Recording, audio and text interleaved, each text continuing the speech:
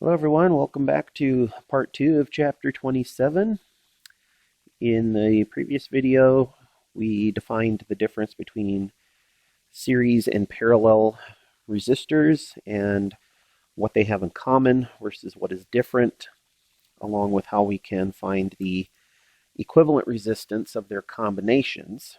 And that's what we want to focus on today.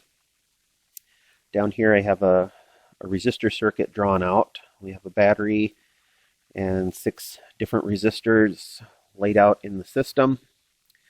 Over here to the side I have values for the battery along with the 6 resistors. And then we have some room here to fill in all of the other information associated with those resistors. And for any circuit problem, we should basically just be prepared to solve for everything relating to that circuit. And so we want to know the current that passes through every resistor. We want to know the potential difference associated with every resistor. And once we get all this information, then we can essentially answer any question that is posed to us, like the individual currents and potentials, but also power associated with any of the resistors. We also want to know what the equivalent resistance of the circuit is. We want to know the rate of energy dissipation for the circuit. I'd like to know how much current the battery is providing, how much power the battery is providing to the circuit. The list goes on as to all the things that we can ask, but all of those answers are going to come from some combination of the information that we're going to fill in this table. So the first thing that we should have in mind is getting from the picture involving the 6 resistors to an equivalent circuit. And this equivalent circuit is going to remove those 6 resistors and replace them with an equivalent resistor that does the same job. And by that, we mean that this equivalent resistor should draw the same amount of current out of the battery as what the original combination of resistors is going to draw from the battery. Now, we're not going to get from this picture down to this picture in one step. It's going to take multiple steps of combining series and or parallel resistors. And so we need to take a look at this circuit diagram and see if there's anything there that looks like it's connected in series or in parallel, and start making our combinations. Now, a couple of things that jump out at me right away is I can see that resistor 5 and resistor 6 are connected end to end. And so they are connected in series. I can combine those in series. So I'll do that right now. Anytime I make a combination in my circuit, I want to redraw the picture just so I can see where everything is. And if this looks familiar to the approach that we used for the capacitor circuits, it's exactly the same idea. We are reducing this circuit down to something that is more manageable. And so this resistor down here is what we will call resistor 5, 6. And that is the combination of the two. But that means we need to know what the value of resistor 5, 6 is going to be. And I'm going to just move that label over so that we have some room, because we will need to bring this table down further as we combine resistor values. All right, so what is the value of the equivalent resistor 5, 6? Resistor 5 and 6 were connected in series. Series resistors combine by just doing a direct summation. That means our equivalent resistance will be 70. Now, every time we do a combination, we should just pause, take a look, see if there's anything that can be solved for. But as of now, I really don't have enough information to tell what the individual potential values of each resistor are going to be, and I also don't have enough information to tell what the individual currents are going to be. So we continue on with our combinations. The next combination that kind of sticks out to me is that I can see resistor 2 and resistor 3 are connected one after the other. And I'm just going to mark on the circuit where the end connection points of this combination need to go, so that when I redraw the circuit, I know where everything has to go. So this was resistor 4. This was resistor 5, 6. Resistor 1. And then between those 2 points is where I have to place the equivalent resistor R23.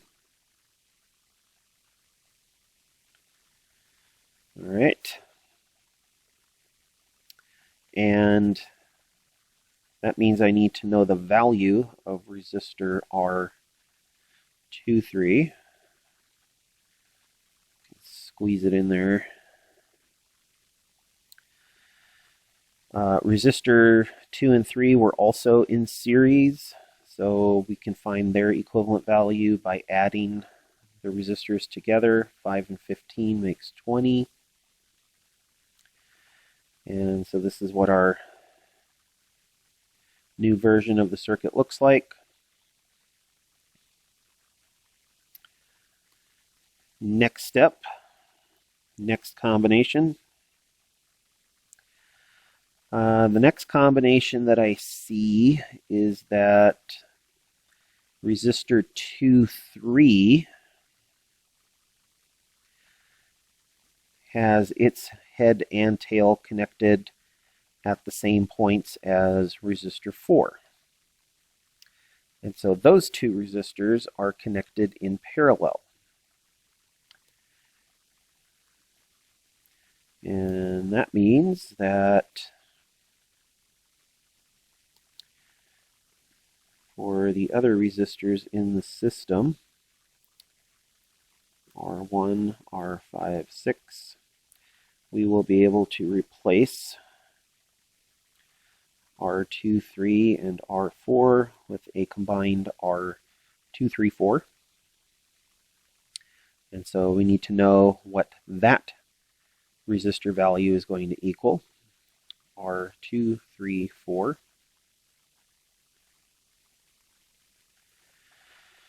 R2, 3 and R4 are connected in parallel. We go back up to our notes. Parallel resistors have to be combined using the inverse summation method. So 1 over the equivalent resistor value will equal 1 over the inverse summations of each resistor. R2, 3 had a value of 20. R4 also had a value of 20.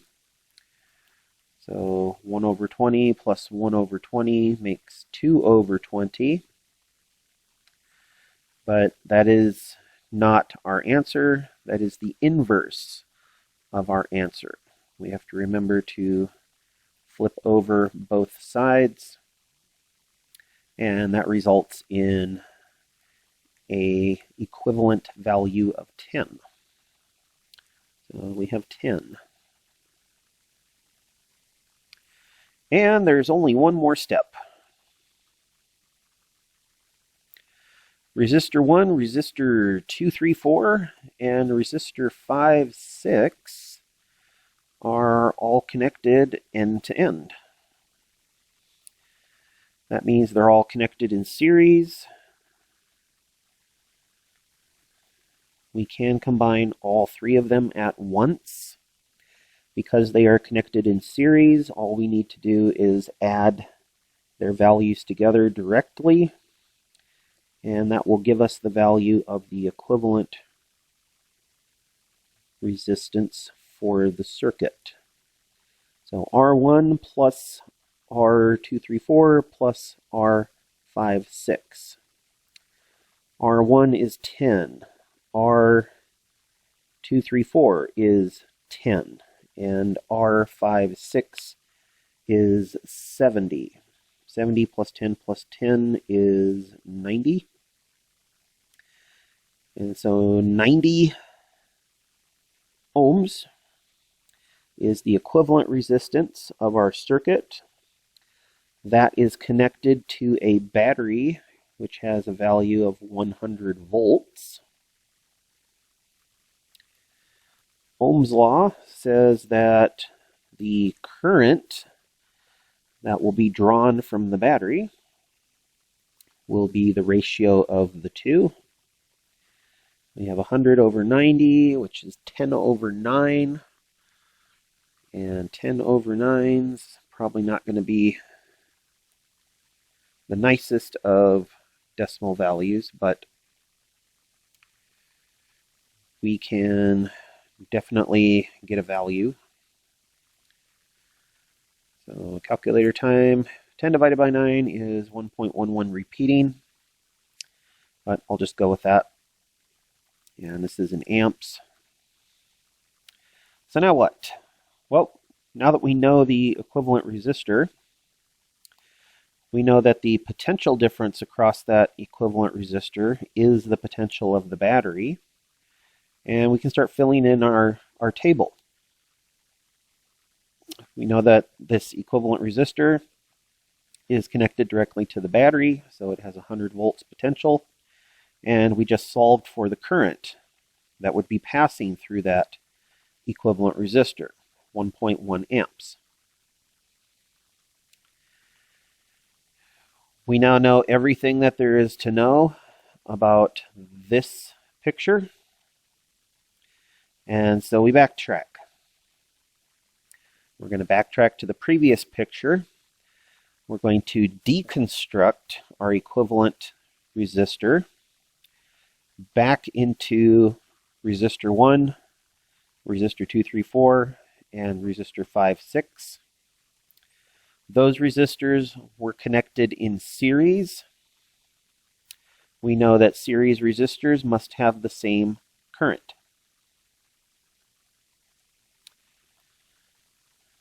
Well, what current is that?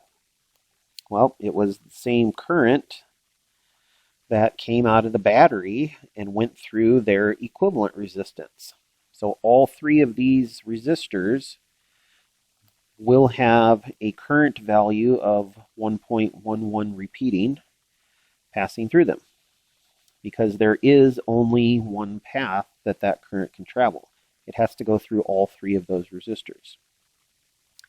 So back up to our chart here, we'll put in 1.11 amps, 1.11 amps, and 1.11 amps for the respective resistors there. So now we can see everything better. Now that I have two pieces of information in each of those respective rows, we can use Ohm's law to solve for the third.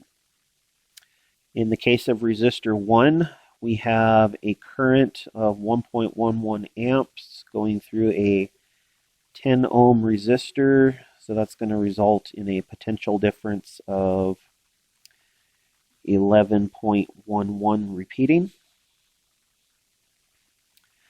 For resistor 5-6, we have current of 1.11 repeating going through a resistor of 70 ohms. So that's going to give us a potential difference of 77.77 repeating.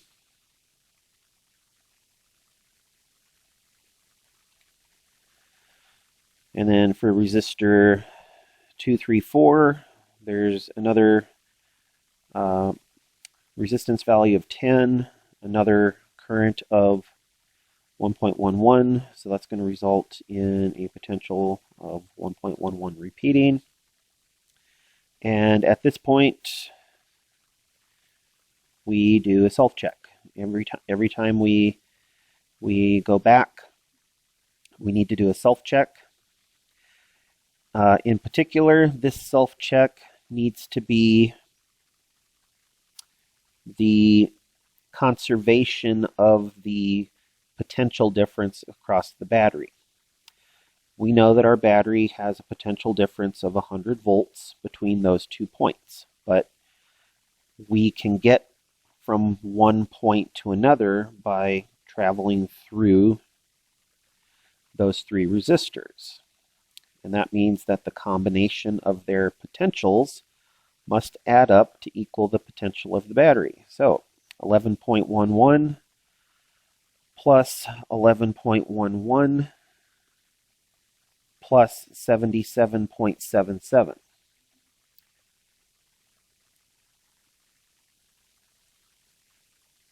And that gives us 99.99 repeating, which I'm going to round up to 100. So this shows us that all the numbers are matching up. That tells us that we're on the right track. And now that we've done that self-check, we're comfortable in continuing on to the next deconstruction in our circuit. The next step in our deconstruction is that we need to take resistor 234 and we have to break that back up into resistor 2.3 and resistor 4. Resistor 2.3 and resistor 4 are connected in parallel. We know that parallel resistors must have the same potential. But what potential are they going to have? Well, they're going to have the same potential as what their equivalent resistor had.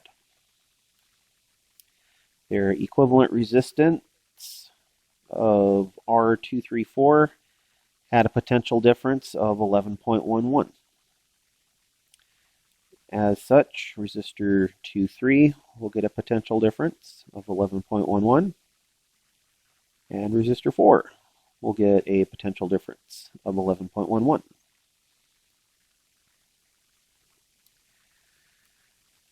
We will apply Ohm's law to the information about those 2 resistors. For resistor 4, I know the resistance and the potential value.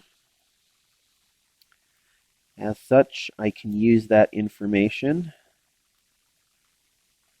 to find the current that is traveling through resistor 4. We have 11.11 divided by 20 is 0.555 repeating.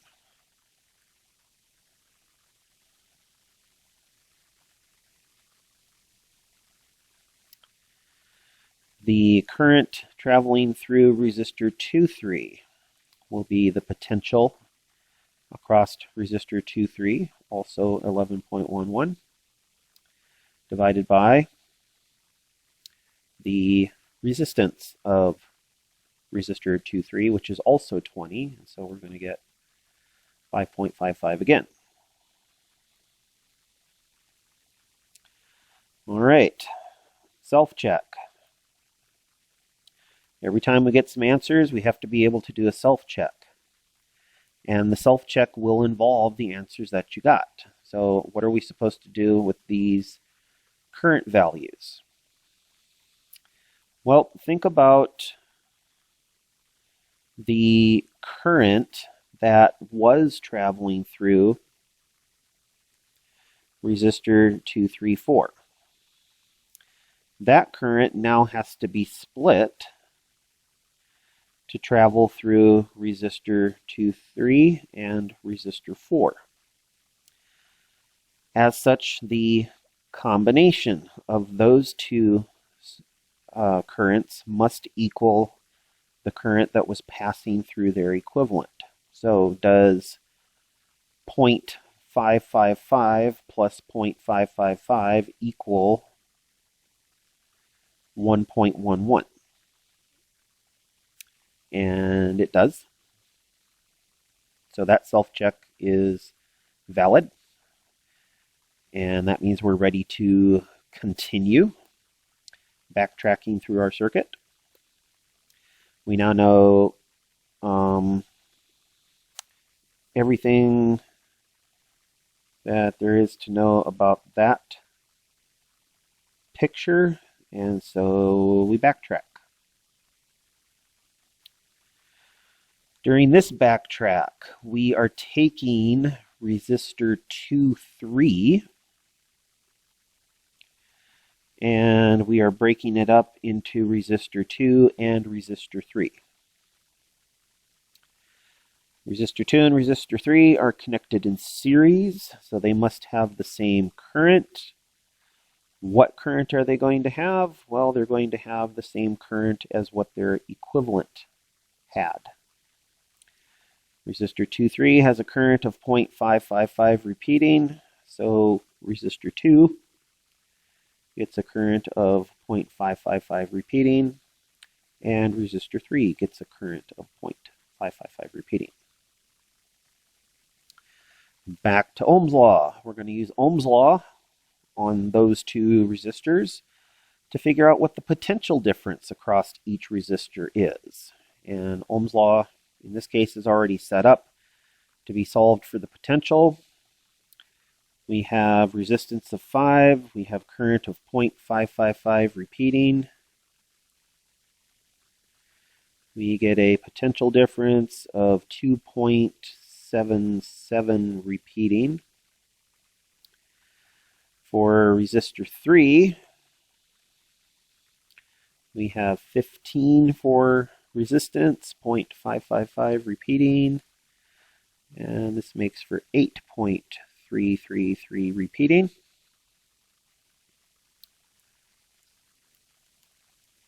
Self-check time. What are we self-checking? Well, we just solved for potential values. The total potential across resistors 2 and 3 will have to equal the total potential across their equivalent. So does 2.77 repeating plus 8.33 repeating equal the potential difference across the equivalent, 11.11 repeating? And they do. So yet another successful self-check. The last part of our deconstruction process, we need to take resistor 5, 6, and we have to break it up into resistors 5 and 6. 5 and 6 were connected in series, so they will have the same current as their equivalent. So here's the current for resistor 5, 6. That means that resistor 5 and resistor 6 both have to have the same current. And from there we solve for the potential difference, which is going to be 44.44 repeating and 33.33 repeating. The self-check is that the potential difference of the two resistors combined must equal the potential difference of their equivalent, and we can see that those are going to add together Very well. And we're done. We have everything filled in. We know all the values for the 6 resistors that are in the circuit. Everything else down here was just busy work to help us figure out what the current was that was coming out of the battery. But that was one of the things that we wanted to know, how much current was going to come out of the battery. We wanted to know the equivalent resistance. We got that. And right away, if I wanted to know what is the rate of energy dissipation for the circuit, I can use the information of the equivalent resistor to tell me what that is. And there are 3 perfectly good equations that we can use. All I have to do is take the information about the equivalent resistor, plug it into one of those equations. I think I'll go with IV. So 1.11 times 100 is 111.11 repeating watts.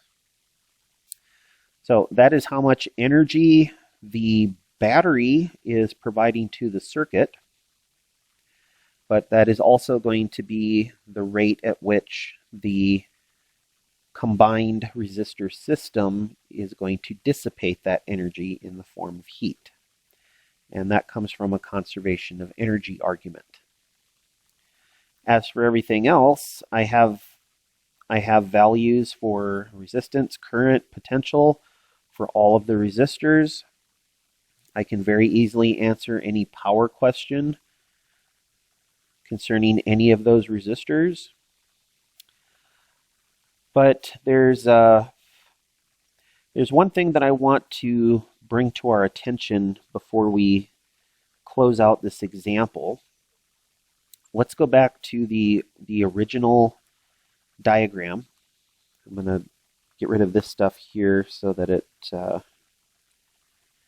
doesn't distract us from what I want to talk about next. So if we look at the diagram as it is, we know that there is a potential difference of 100 volts across the battery. And we've been saying throughout the multiple steps here that we have to take into account, or we have to account for the changing potential and the current as we go through this circuit. Well, if I have to have a potential difference across these 2 points that is equal to 100 volts, then we cannot be picky about the route that we take through this circuit. So here's what I mean about that.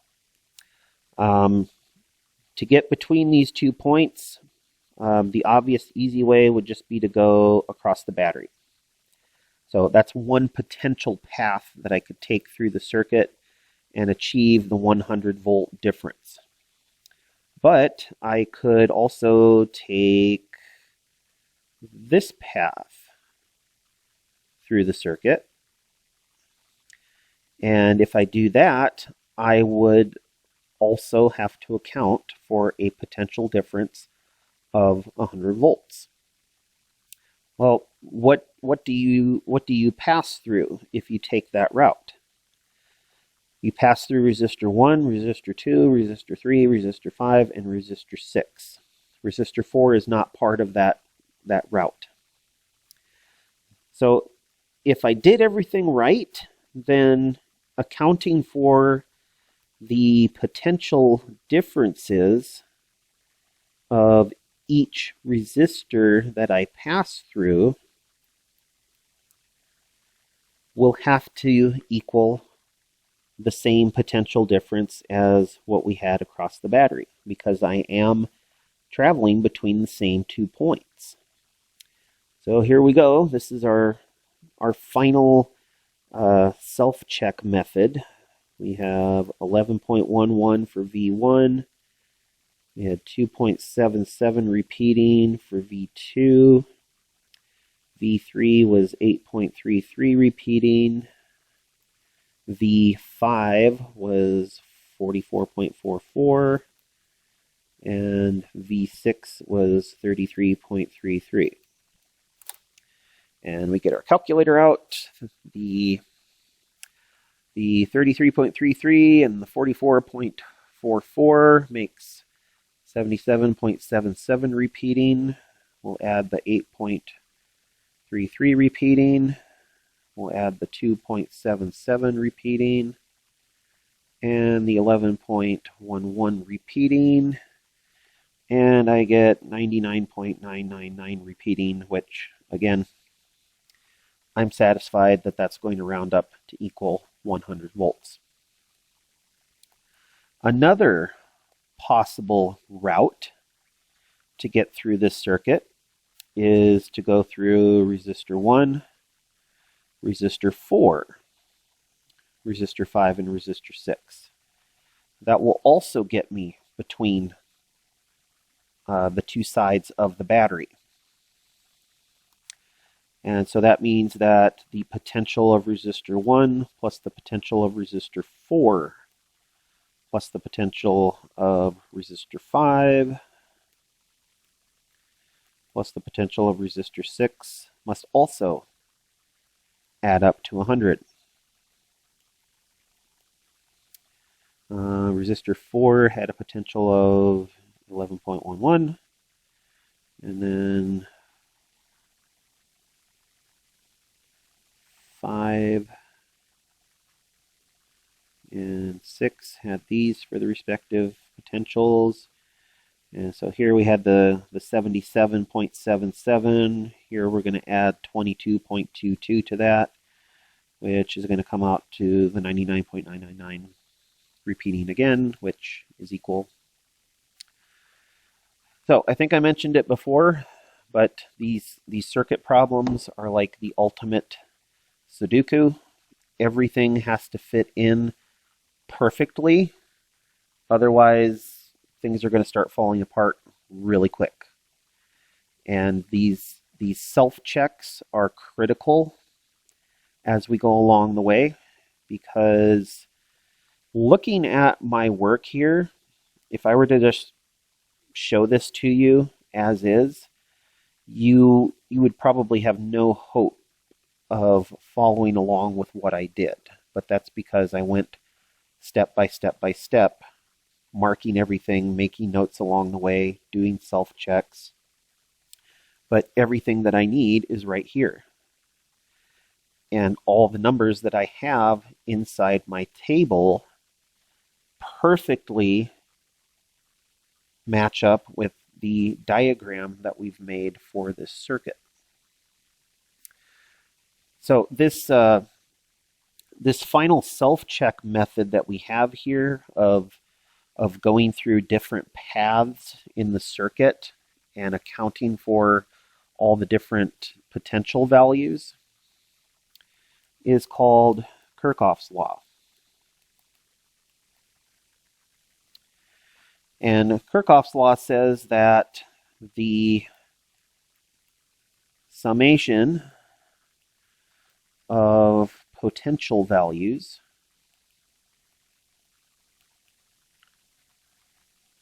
along a closed loop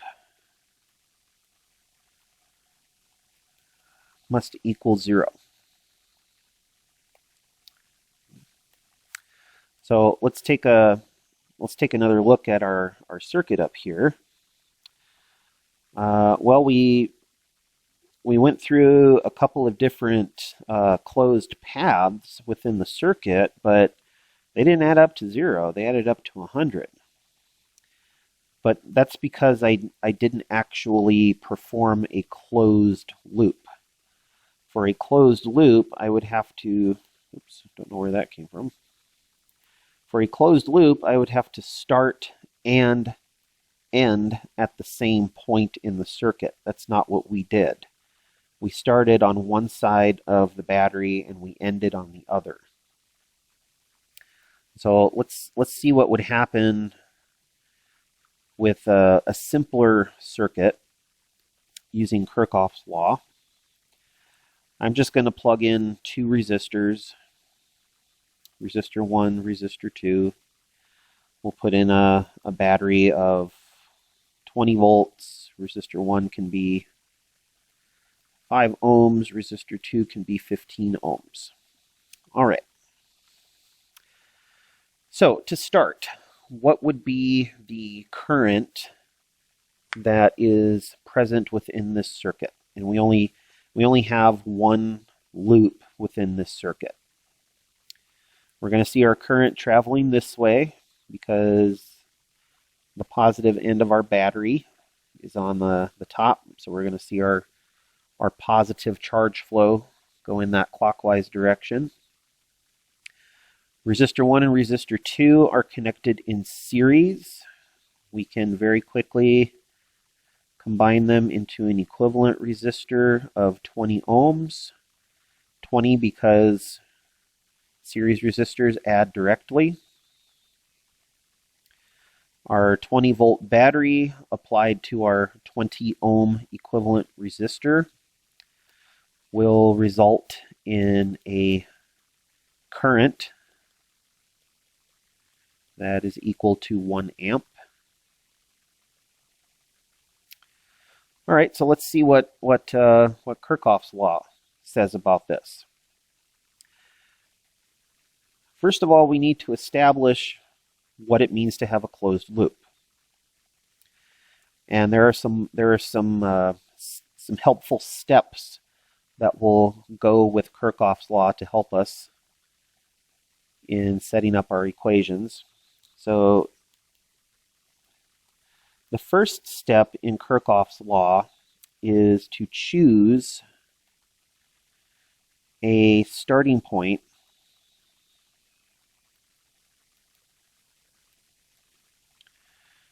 somewhere on the closed loop that you're interested in traveling. Now, in our case, we don't have a choice. This is just one closed loop, but if we consider some larger circuits, how many potential closed loops could you have in this diagram right here? And I can see at least three. I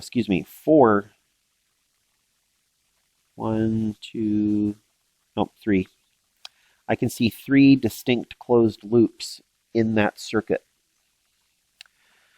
Well, for Kirchhoff's law to work, you have to be on the loop that you plan on traveling, at least in terms of math. So we're gonna choose a starting point on the closed loop, and we're going to label it V sub A.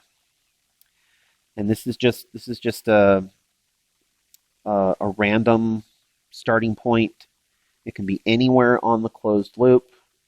We just need to see it on the diagram, and it has to be labeled. So I'll go ahead and I'll just pick this point right here, right above the battery. We'll call that VA. Step 2 is choose your path. Now again, that doesn't really leave us with a whole lot of options here. We only have one closed loop, but you can choose to go clockwise around the loop, or you can choose to go counterclockwise around the loop. More specifically, what I want you to focus on is when you choose your path, do you want to go with the current or against the current? And we've already seen the current drawn in this loop. The current is already established. So if we go clockwise around this loop, then we are going with the current. If we go counterclockwise around this loop, then we are going against the current. And depending on which one of these you do, it's going to affect the sign notation in your equations. In one case, you'll have a positive, and another, you'll have a negative. And for me, I just have, after doing this for 20 some years, I just have the habit of going with the current. So that's what I'm going to do. I'm going to travel around this circuit in the same direction as the current. Step 3 says, begin your summation at V sub A.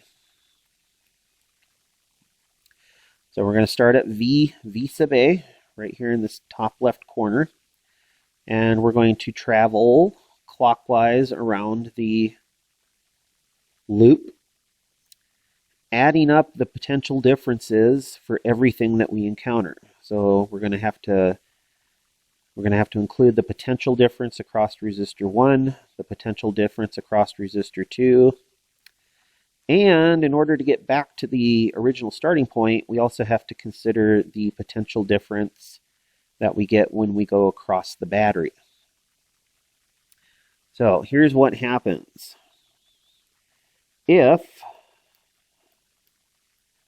you're going with the current, the potential difference for any given resistor will be a negative IR. So why a negative? Well, when we think about current, when we think about charge that is trying to travel through a resistor, well, what does the resistor do to charge flow? It slows it down. And as we slow down this charge, it is going to cause a drop in potential. And that drop in potential will be represented with the minus sign. If you go around your loop and you're traveling against the current, then the potential difference that you will see across your resistor will be a gain in potential. And that would be represented as a positive sign. So as we go around our loop here, I'm going with the current, and when I go through resistor 1, I'm going with the current, I will see a drop in potential in the amount of IR1. So when I put V1 into my summation, we're going to start at VA. I have to include V1 as a drop in potential. Likewise, when I pass through resistor 2, I am going with the current.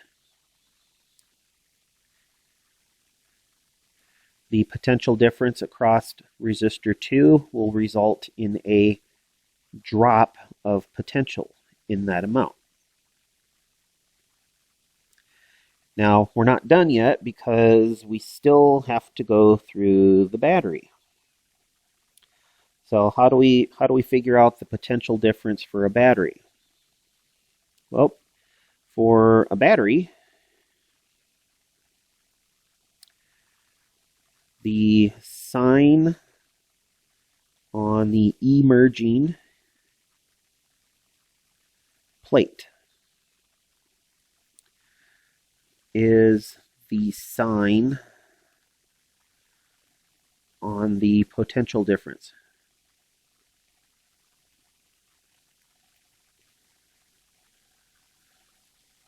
Well, what does that mean? Well, our battery had a potential of V, which is 20 volts. But as I go through the battery, I enter on the negative plate of the battery and I emerge on the positive plate of the battery. Passing through the battery has caused an increase in potential. And it's just way easier to look at the sign on the emerging plate. You've passed through this battery and you have emerged onto the positive plate of the battery. That means that there has been a potential increase in the amount of V. And we'll call this V sub B for battery. I'll put a sub B right there. Now that you're through the battery, where are you? Well, you're right back to the original starting point. You're back at VA.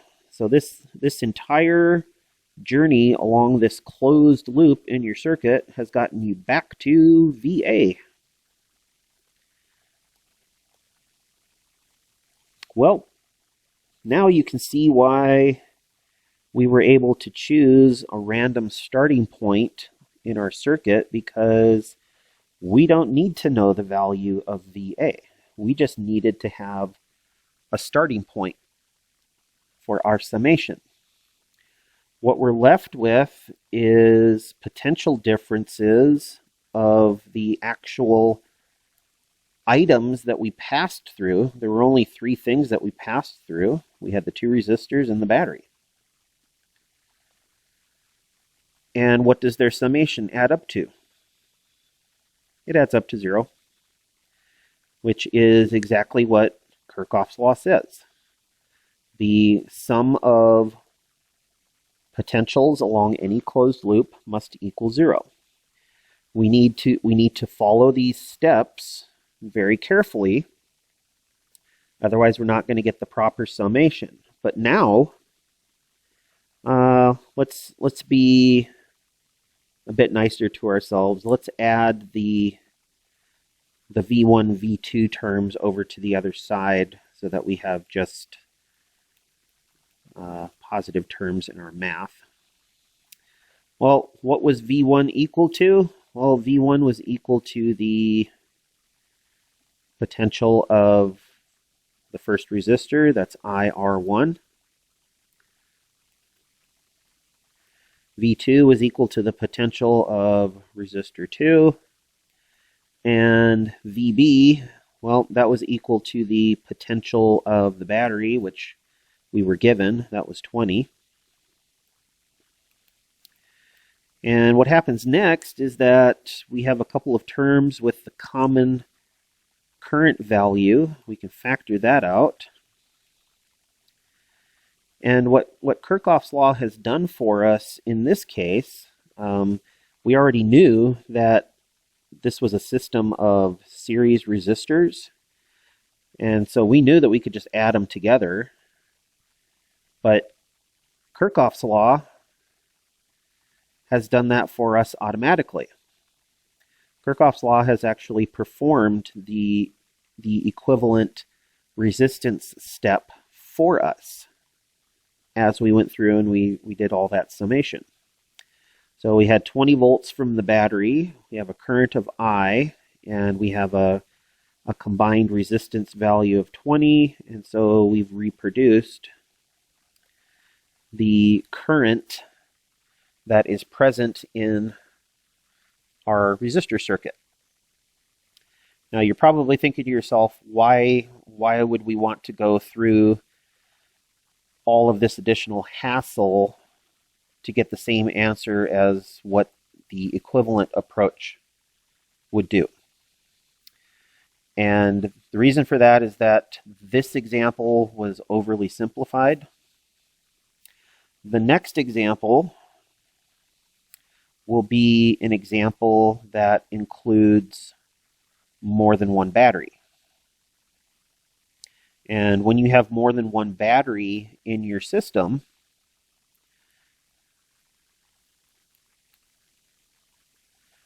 Well, it's not going to be so simple of a task of figuring out what the equivalent resistance of this circuit is going to be. Because if you look at this circuit, do you see any resistors that are connected in series? And the answer is no. None of these resistors are actually connected in series. And if you want to argue the point, you could say, well, it looks like resistors 1 and 2 are in series, but they have something else connected in between. It might look like resistors 1, 3, 4 are connected in series, except they have other things connected in between. So they do not match up with the definition of series resistors. Do you have anything that's connected in parallel?